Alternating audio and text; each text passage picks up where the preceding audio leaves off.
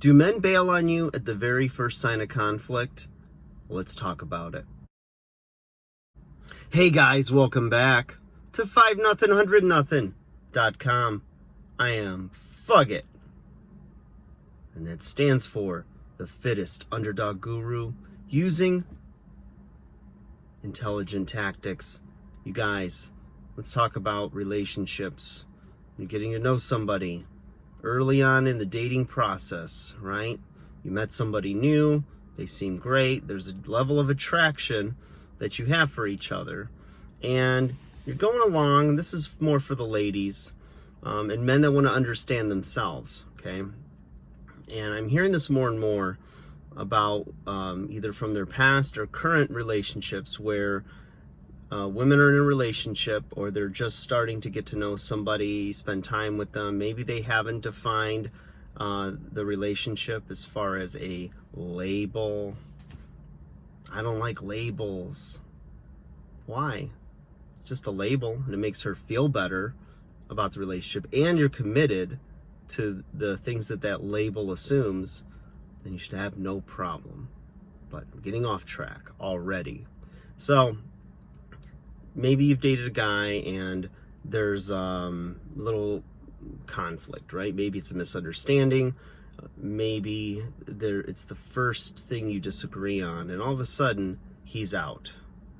I don't need this.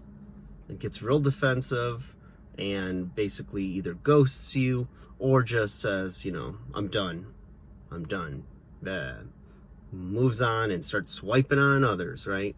Well, the thing is, for the guys that do this, look, you basically have issues with dealing with your emotions, with conflict resolution, and there's things that you need to work out in yourself, because not everything is the biggest deal in the world or a deal breaker. Remember, you have two independent people, right? Different backgrounds, different set of life experiences, different pet peeves, different expectations. And all of these things can be worked out, right? There's things that are deal breakers, definitely. So maybe of completely different lifestyles that just aren't going to mesh and allow for enough time for you to build a good relationship. Maybe one of you wants kids, one doesn't. All kinds of different things, okay? But when there's attraction and things are going well, and you think they're the greatest thing since sliced bread and all these other things, and then there's just a little tiny thing where, maybe she, challenged something you were doing, or was wondering about this, wondering about that. It's easy for some to just jump to self-defense mode. She's trying to take my independence away. I'm my own man, this and that. And it's not something where she was necessarily nagging you or trying to get you to be something you're not, but just something that maybe there was a misunderstanding once again, or perhaps something that can be talked through. Maybe you didn't set good early boundaries. Sometimes the boundaries are crossed because they're not really talked about or defined. And it doesn't have to be like a conversation on date one in the third hour of the date or anything like that. It's something that could flow organically just as you get to know them, right? Don't assume anything. Show respect, kindness, and courtesy, and see where things go, right?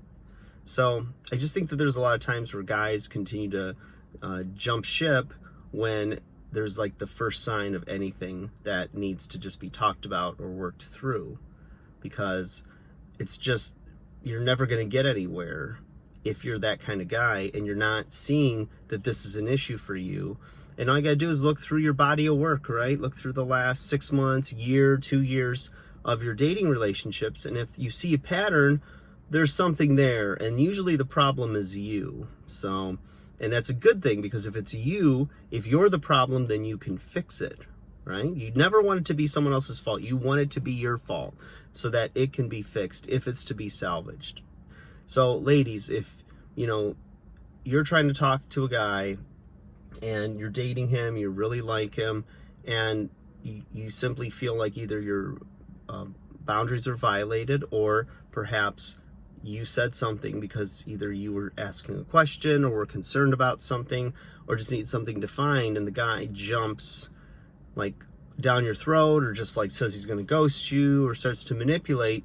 I'm not saying get out of the relationship necessarily, but it's definitely a red flag, and start to look for patterns of that.